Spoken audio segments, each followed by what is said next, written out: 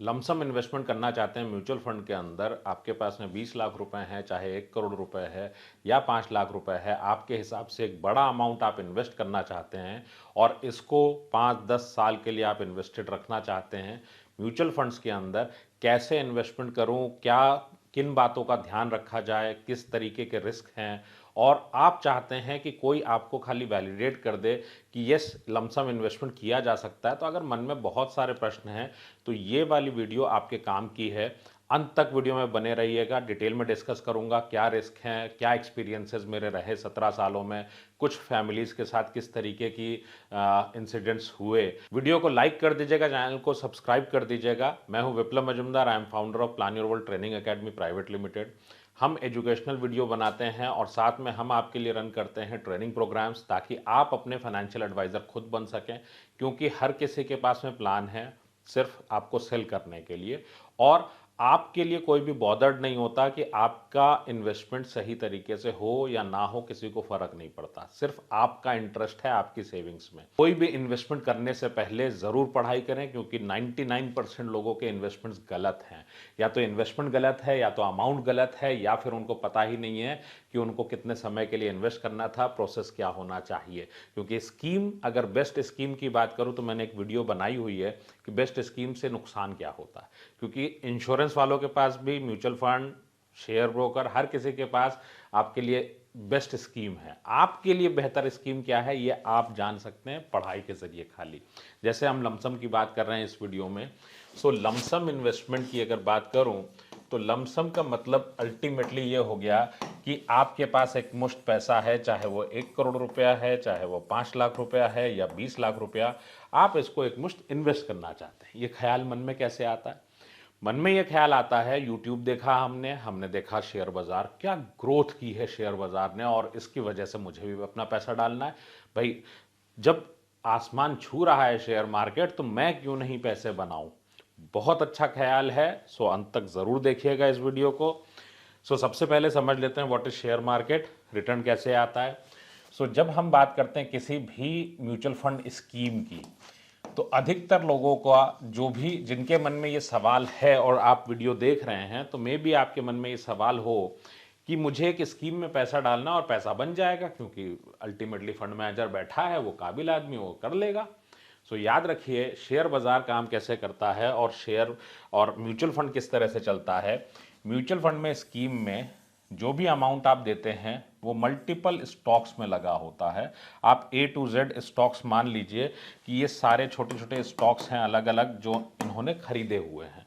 सो आप large cap लें, mid cap लें, स्मॉल कैप लें, जो भी आप लेते हैं, अल्टीमेटली ये पैसा किसी शेयर में लगा है, अगर म्यूचुअल फंड की इक्विटी में पैसा डाल रहे हैं।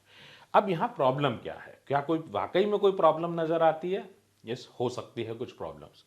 देखिए, आप अगर इंडेक्स को देखते होंगे तो 71,000 की इंडेक्स है, इस तरीके से कुछ भी चल सकता है। शेयर बाजार में कभी भी ये ग्रोथ नहीं आती, इसमें एक वॉलेटिलिटी है। शेयर बाजार के अंदर अगर आपको वॉलेटिलिटी से कंफर्टेबल हैं आप, तो ही आपको इसमें लमसम इन्वेस्टमेंट करना चाहिए। इसमें अभी डिटेल में डिस्कस कर रहा हूं, केसेस भी डिस्कस करता हूं आपके साथ में कि किस तरह से क्या प्रॉब्लम्स हुई हैं लोगों को, क्या होता है। देखिए, किसी और ने पैसे बनाए। भाई, हम देखते हैं जायंट व्हील होता है, मेले में जाते हैं, देखते हैं जो बड़ा सा जायंट व्हील है, रोलर कोस्टर है। सो दूसरे लोग मजा ले रहे हैं, अब हम भी उसमें चढ़ गए। हमें लगा कि भाई ऊपर जाएंगे, नीचे आएंगे, गोल चक्कर काटेंगे, बड़ा आनंद आएगा। अल्टीमेटली क्या हुआ पता चला, हम बैठे या कोई दूसरा भी बैठे हैं तो अचानक एक बच्चा खड़ा होकर चिल्लाता है। भाई, मैं पहली बार बैठा था तो मुझे याद है आज भी 8 रुपए का टिकट था, मैंने तो बोला 30 रुपए दूंगा, उतार दे पहले। सो ये सिचुएशन भी आ सकती है। सो अल्टीमेटली जो रिस्क है वो आपको लेने की जरूरत पड़ती है। तो हमें क्या दिखता है, किसी ने पैसा डाला, बढ़ गया, अच्छा। पब्लिक क्या करती है? देखिए, पब्लिक बहुत स्मार्ट होती है। सोसाइटी में हम लोगों के पास में क्या होता है, मुखावटा होता है। तो हमको किसमें रिटर्न ज्यादा मिला वो हमने तुरंत बता दिया, हमने पैसे डाले, यूं पैसे बन गए। लेकिन कहाँ कहाँ नुकसान खाए हैं वो तो दिल के अंदर है, वो तो बताना नहीं है। तो पब्लिक कई बार ना इससे इन्फ्लुएंस हो जाती है, अरे इतने लोगों ने पैसे बना लिए। कितने लोग वाकई में पैसा बना सकते हैं और कितने समझते हैं? देखिए, अंतर कहाँ पे है। शेयर बाजार में कई बार अगर हमें लगा कि मैंने 1 साल के लिए रिटर्न लेना है, 1 साल का पैसा मैंने डाल दिया, तो प्रोबेबिलिटी क्या कहती है? तो मैं यहाँ पे औसत बात कर रहा हूँ बहुत सारे स्कीम्स का अलग अलग एक्सपीरियंस के हिसाब से, क्योंकि अगर आप वैलिडेट करने की बात करेंगे तो मुझे पर्टिकुलर स्कीम की बात करनी पड़ेगी, और मैं यहाँ पे किसी भी स्कीम को लेकर डिस्कशन नहीं करना चाहता यूट्यूब वीडियोस पे। आप इसको ऐसे मान लें कि किसी ने 1 साल का इन्वेस्टमेंट किया है, तो यहाँ पे एक प्रोबेबिलिटी क्या है कि मिनिमम रिटर्न कितना मिला होगा, दूसरा किसी को भी मैक्सिमम रिटर्न कितना बन सकता है, एवरेज को हम छोड़ देते हैं, हम इन दोनों पे ही बात कर लेते हैं। तीसरा क्या है, मैं उसके ऊपर आऊँगा बाद में। 1 साल का लिए अगर किसी ने इन्वेस्ट किया है तो माइनस का मिनिमम आप मान के चलिए कि 40% का रिटर्न इनको मिला हो, -40%, और यहाँ पे कई बार प्लस का 120%। क्या मतलब है? मैंने 1 लाख रुपए डाले या 1 करोड़ रुपए डाले, 60 लाख हो गए। मैंने 1 करोड़ रुपए डाले, यहां पे 2 करोड़ 20 लाख रुपए हो गए। ये भी पॉसिबिलिटी बनती है। देन सेकेंड ईयर, इसका मतलब क्या है, पहले इसको भी एक बात याद दिला दूं। किसी ने ये लॉस बुक किया है, 1 करोड़ रुपए डाल के 60 लाख वापस लिए हैं, हम ही आपके जैसे किसी इन्वेस्टर ने, इसमें भी किसी ने लिया है। आपकी किस्मत में क्या है? यहां पे हम किस्मत की बात करते हैं, क्यों कर रहे हैं उसको भी मैं बात करूंगा। अब 2 साल की बात कर लूं, 2 इयर्स। यहां पे क्या होगा, -20% आ गया या 25% आ गया, यहां पे प्लस का ये मान लीजिए 40% आ गया। ठीक, अब मैं 3 साल की बात कर लूं, किसी ने 3 साल तक पैसा रखा हुआ है, फिर मैं टाइमिंग पे भी आऊंगा, क्यों कुछ लोग इंपेशेंट होकर उनको लगता है ये टाइमिंग की बात क्यों नहीं कर रहा, क्योंकि बाजार में तो सस्ता खरीदो महंगा बेचो। अब 3 इयर्स की मैं बात कर लूं तो 3 इयर्स की सिचुएशन क्या हुई, ये मान लीजिए आप माइनस का 18% और प्लस का आप मान लीजिए यहां पे 25%। ये मिनिमम मैक्सिमम की बात हो रही है। आप देख रहे होंगे कि जैसे जैसे टाइम पीरियड बढ़ रहा है ना, इसके बीच में एक समानता आ रही है। ठीक है, जब इसी तरह से आप 7 इयर्स पे जाओगे ना, तो आपको क्या दिखेगा कि दिस इज प्लस का जो मिनिमम रिटर्न किसी ने बनाया, दिस इज प्लस का 7% एंड पॉजिटिव का दिस इज 18%। ठीक है, this is known as holding period return. एक कहता क्या है, ये आपने कम समय के लिए पैसा डाला है तो सबसे ज्यादा रिस्क है ऊपर या नीचे होने का।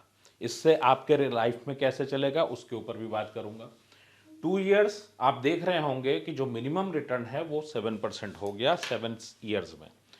मतलब क्या है इसका, कि कोई भी व्यक्ति एक स्कीम रिटर्न देती है। किसी भी व्यक्ति ने 1 साल के लिए पैसा लगाया तो उसकी प्रोबेबिलिटी क्या थी, NAV टू NAV 365 दिन के अंदर अगर उसने पैसा निकाला है, और हमने ऐसे एग्जाम्पल ले लिए कि एक एक दिन पे आपने इन्वेस्टमेंट किया, एक एक दिन पे निकाला, एक एक 365 दिन के बाद, ये रिजल्ट्स हमें दिखाते हैं कि विड्रॉल हुए हैं। इस आप कहोगे ये तो बड़ा नॉर्मल सी चीज है, इंडस्ट्री का डेटा क्या कहता है? ऑन एन एवरेज अगर आप जाइए तो क्या लोगों के इन्वेस्टमेंट की जो लाइफ है वो ज़्यादा है? स्कीम चल रही है, लोग उसमें आए निकले, एंट्री ली, एग्जिट लिया। जो पैसा लोगों को का पड़ा है वो कितना पुराना है? वो बहुत ज़्यादा नहीं है, ये पूरे इंडस्ट्री का है। सेबी ने इसको भी रिलीज करना चाहिए मार्केट के अंदर, क्योंकि रिटर्न आपका बनता है होल्डिंग पीरियड से। दूसरी चीज क्या होती है यहां पे, तीसरी जो हमने थर्ड पॉइंट लिया था, this is known as timing. हमको क्या दिखता है, बाजार ऐसे हो रही है, भाई यहां पे खरीद लो और यहां पे बेच दो। भाई साहब ये चीज जो है ना, ये अपने आप में सिर्फ सुनने में और किताबों में अच्छी लगती है। प्रॉब्लम क्या है इसके साथ, जिस दिन मार्केट नीचे है उस दिन उसको नहीं पता, किसी को नहीं पता। बस शेयर बाजार के मामले में मीडिया ऐसे बोल देगा कि आज शेयर बाजार हुआ लहूलुहान, इतने हजार करोड़ डूब गए निवेशकों के। ऊपर आएगी तो बोल देंगे आज ये हुआ, आगे का क्या है वो किसी को नहीं पता। पॉइंट इज, जब हम बैक टेस्टिंग की बात करते हैं, हिस्टोरिक की बात करते हैं, तो ये आता है पॉइंट कि काश मैंने उस दिन ले लिया होता। तो इससे दुनिया नहीं चलती। आज मेरा इन्वेस्टमेंट है, मुझे नहीं पता कल सुबह मार्केट कैसे खुलेगी। मैं आपको किस्सा बताता हूं एक सर का, उनके पास में ही हैड 27 लाख रुपीज। सो उन्होंने देखा कि बाजार में तो पैसे ही पैसे बन रहे हैं, हर किसी के पैसे बन रहे हैं, पान वाले के यहाँ पे खड़े हुए, तो पता चलता है हर आदमी बोलता है एफडी तोड़ूंगा, म्यूचुअल फंड में इन्वेस्ट कर दूंगा। ठीक है, बहुत अच्छा। ये अंकल भी आ गए मेरे पास, बहुत पुरानी बात है। इन्होंने कहा कि भाई मेरा बॉन्ड का पैसा मैच्योर हो रहा है, मैं इस पर से जो है पूरा पैसा इक्विटी में खेलना चाहता हूँ। This is the word, mark my words, मैं इक्विटी खेलना चाहता हूँ। मैं समझ गया। मैंने कहा अंकल ऐसा है, इसको छोड़ देते हैं, आप 10 लाख रुपए एमआईपी फंड में डाल दो। एमआईपी में 17 लाख तो चले गए बॉन्ड में, 10 लाख में एमआईपी में लगभग 25% आपका इक्विटी, मतलब 2.5 लाख रुपए आपका इक्विटी है। सिर्फ 2.5 लाख रुपीस का एक्सपोजर है। इन्होंने इन्वेस्टमेंट किया, 7-8 दिन के अंदर बाजार में कुछ हलचल हुई, 25,000 के हिसाब से अगर जाए टोटल 10 लाख पे 45,000 रुपए कम हो गए, 45K। 27 लाख लगाए होते तो क्या होता मैं नहीं जानता। 10 लाख पे 45,000 कम हुए। मुझे आंटी का फोन आया, मुझे घर पे बुलाया गया, मैं पहुंचा। एक ऐसा फील हुआ जैसे एक मुजरिम पहुंचा है, और उसके बाद देखता हूं कि सर पे कपड़ा बांधा हुआ है, आइस बैग रखा हुआ है, और 45,000 नीचे हो गए हैं। बोले निकाल दो पैसा। फ्रेंड्स, क्यों? बोले कल कितने नीचे खुलेगी पता नहीं है बाजार। आप अगर इस रिस्क को बियर नहीं कर सकते, आपको अगर लगे कि आज मैंने 1 करोड़ रुपए डाल दिया और कल अगर बाजार 80 लाख हुई, तो क्या आप बियर करोगे? क्या आप रुकोगे? बिकॉज होल्डिंग पीरियड रिटर्न दिखाता है पैसा आएगा, 7 साल रुकना पड़ेगा, क्योंकि 7 साल से कम पे भी बात करूं तो दे आर नेगेटिव रिटर्न्स, 5 साल के भी बात करूं they are negative returns, but 7 years plus में पॉजिटिव रिटर्न्स आपके सबसे ज्यादा हैं। So whenever you are going for any investment, आपका ऑब्जेक्टिव क्या है? देखिए, आपका ऑब्जेक्टिव है रिटर्न बनाना। अगर तो ये गलत है। मिडिल क्लास में अगर आप हैं और आपका ऑब्जेक्टिव रिटर्न बनाना है, देन ये अपने आप में गलत हो जाता है। कारण क्या है? मेरे पास क्या सरप्लस पैसा है? जितने भी ऐड आते हैं, जितने भी वीडियोस बनते हैं यूट्यूब पे, जितने भी तरीके के एक्सपर्ट्स ओपिनियन आते हैं, इस पे एक बात ध्यान रखिए, हमारी लाइफ में 2 तरह के पैसे हैं। मेरे जीवन में बहुत सारी जिम्मेदारियां हैं।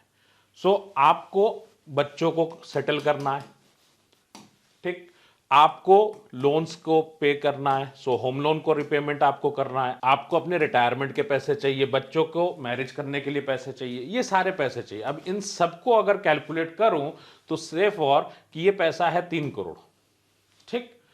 अगर आपके पास 4 करोड़ हैं, देन इट मींस कि 1 करोड़ रुपए आपके पास सरप्लस है, जो कि एक्स्ट्रा है। बाकी पैसा तो गिनती का है। अगर मैं गोल बेस्ड इन्वेस्टमेंट कर रहा हूं तो इसका मतलब क्या है कि मुझे पता है कि इस पैसे में से 2 करोड़ मेरा रिटायरमेंट का है, इसका कौन सा इन्वेस्टमेंट होगा, इसका एसेट एलोकेशन क्या होगा। मैं डिसाइड करूंगा ना कि ये एफडी का पैसा है, ये पेंशन का पैसा है, ये किसका पैसा है, या मेडिकल किटी का पैसा है। मेरे पास 3 करोड़ में से 20 लाख रुपए इमरजेंसी के हैं, तो मैं इमरजेंसी के पैसे कहां रखूंगा। सो यहां पे इक्विटी पे खेलना है, पॉइंट ही नहीं उठता। मुझे पता है मेरे बच्चे की एजुकेशन 10 साल बाद है, मेरे पास 20 लाख या 15 लाख रुपया ऐसा है जो कि मैं उसके बच्चे के लिए यूज करूंगा या एसआईपी फॉर्म में करूंगा, तो वो इक्विटी का पैसा है। सो एसेट एलोकेशन में एज पर माई रिक्वायरमेंट मैं अपनी नीड के हिसाब से एसेट को एलोकेट करता हूं। लेकिन द मोमेंट मेरे पास 1 करोड़ सरप्लस है, I can say let's try, मैं प्रोजेक्ट कर सकता हूं, स्टार्टअप में डाल सकता हूं, मैं इक्विटी में भी डाल सकता हूं। सो मैं बोल सकता हूं चलो इक्विटी में 7 साल के लिए डाला। फ्रेंड्स, अगर ये पैसा आपका इस तरह का नहीं है, you should go for financial planning. अगर आपका पैसा एडिशनल है तो बात ध्यान रखिएगा कि जो भी उतार चढ़ाव है, इसके साथ यू मस्ट बी कंफर्टेबल। अगर आपका पैसा शॉर्ट टर्म का है तो मत डालिए, या फिर hire a very good advisor जो लाखों रुपए में आपकी सालाना फीस लेते हैं, उनके साथ में इस काम को करिए, या फिर पढ़ाई करके करिए। क्योंकि शेयर बाजार में अल्टीमेटली अगर आप इन्वेस्ट कर रहे हैं और आप सिर्फ पैसा बनाने का ट्राई करना चाहते हैं, तो फिर हाथ जलाने के चांसेस ज्यादा हैं, ये बात एकदम ध्यान रखिए। या फिर आपको प्रॉपरली इसकी पढ़ाई करनी पड़ेगी कि किस तरीके से मार्केट बढ़ती है, क्या क्या फैक्टर्स हैं, इकोनॉमी कैसी चल रही है, इसके बारे में ध्यान रखना पड़ेगा। दूसरा, अगर आपके पास लॉन्ग टर्म गोल्स हैं और बाजार ऊपर की है, आपको पैसा डालना है, मन कर रहा है क्योंकि पार्टिसिपेट करना है, सो सपोज मेरे पास 1 करोड़ है, मैं 30% डालना चाहता हूं, systematic transfer plan would be the better solution. Systematic transfer plan, so इसके ऊपर अलग से हम डिस्कस कर लेंगे, क्योंकि systematic transfer plan just like SIP. So आप इसको अपने बैंक में रख करके भी वहां से इन्वेस्टमेंट कर सकते हैं म्यूचुअल फंड स्कीम में, आप इसको डेट फंड्स में रख के भी कर सकते हैं, लिक्विड फंड्स में रख के भी कर सकते हैं, बट इसके लिए अलग से आपको थोड़ा सा पढ़ना पड़ेगा कि एसटीपी किस फंड से करना चाहिए। सो ऐसे फंड से किया जाता है जिसमें कोई एग्जिट लोड ना हो। So company to company vary करता है ये, but ultimately you should plan your finance as per your financial planning, क्योंकि आपकी जो भी रिक्वायरमेंट है उस रिक्वायरमेंट के जरिए ही आपको इन चीजों को फुलफिल करना चाहिए, अदरवाइज मिसमैच आ जाता है। और 99% लोगों का मिसमैच क्यों आता है? Because we ask for best plan. मुझे लगता है कि मैं इस स्कीम में डाल दूं तो पैसा बहुत अच्छा बन जाएगा। क्यों? Investment instrument is just like medicine, आपको उसकी जरूरत है तो लीजिए, नहीं है तो मत लीजिए। तो प्रोफाइलिंग तो करो आप भाई। आपके पास जीवन में जितने भी साल बचे हैं करियर के, आपके पास 10 साल बचे हैं करियर में, तो इसके अकॉर्डिंग रिटायरमेंट को प्लान करिए, क्योंकि जो सेविंग होगी 10 साल में इसी के हिसाब से तो करना पड़ेगा। सो रिटायरमेंट एक बहुत बड़ा इंपॉर्टेंट पार्ट है आपकी लाइफ का। We started plan your world training academy इसी वजह से कि 90% लोगों का जो मिडिल क्लास में है उनका रिटायरमेंट थोड़ा सा टफ दिखता है, क्योंकि इनकम चाहिए, प्लान नहीं। So you need to plan your income. ये वीडियो कैसी लगी ये कमेंट्स में जरूर बताइएगा, links are in the description.